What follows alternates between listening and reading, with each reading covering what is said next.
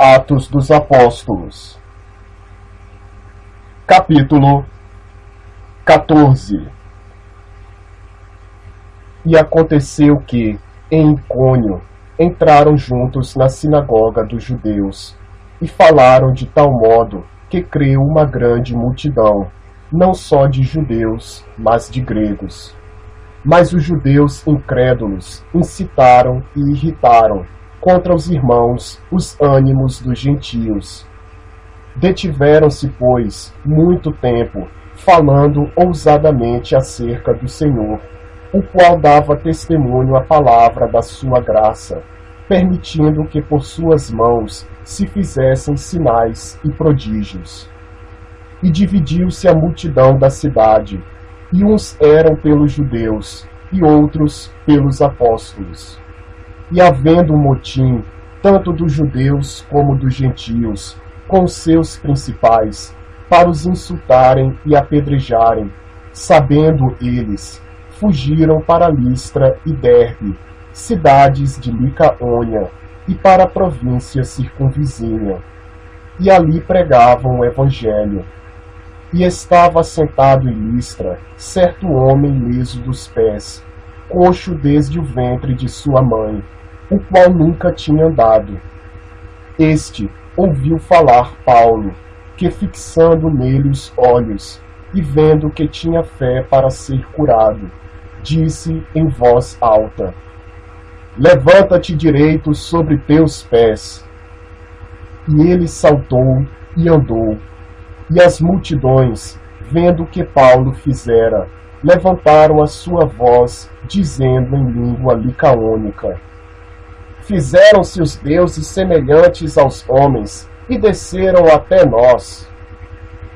E chamavam Júpiter a Barnabé, e Mercúrio a Paulo, porque este era o que falava.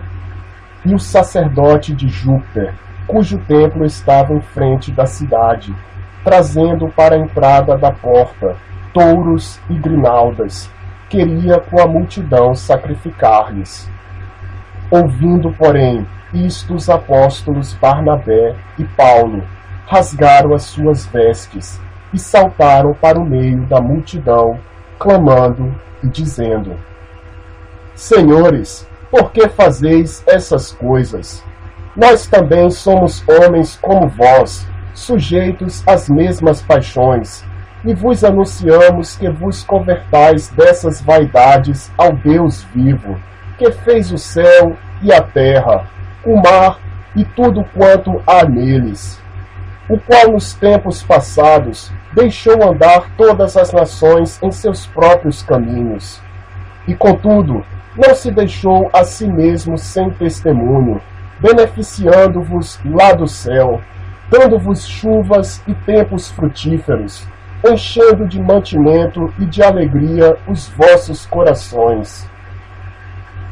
E dizendo isto, com dificuldade impediram que as multidões lhe sacrificassem. Sobrevieram, porém, uns judeus de Antioquia e de Icônio, que, tendo convencido a multidão, apedrejaram a Paulo e o arrastaram para fora da cidade, cuidando que estava morto. Mas, rodeando os discípulos, levantou-se e entrou na cidade, e no dia seguinte saiu com Barnabé para Derbe. E tendo anunciado o evangelho naquela cidade, e feito muitos discípulos, voltaram para Listra e Icônio e Antioquia, confirmando os ânimos dos discípulos, exortando-os a permanecer na fé, pois que por muitas tribulações nos importa entrar no reino de Deus. E havendo-lhes por comum consentimento eleito anciãos em cada igreja, orando com jejuns, os encomendaram ao Senhor em quem havia crido. Passando depois por Pisídia, dirigiram-se a Panfília, e tendo anunciado a palavra em Perge, desceram a Atália, e dali navegaram para Antioquia, de onde tinham sido encomendados à graça de Deus para a obra que já haviam cumprido. E quando chegaram e reuniram a igreja, relataram quão grandes coisas Deus fizera por eles e como abrira aos gentios a porta da fé. E ficaram ali não pouco tempo com os discípulos.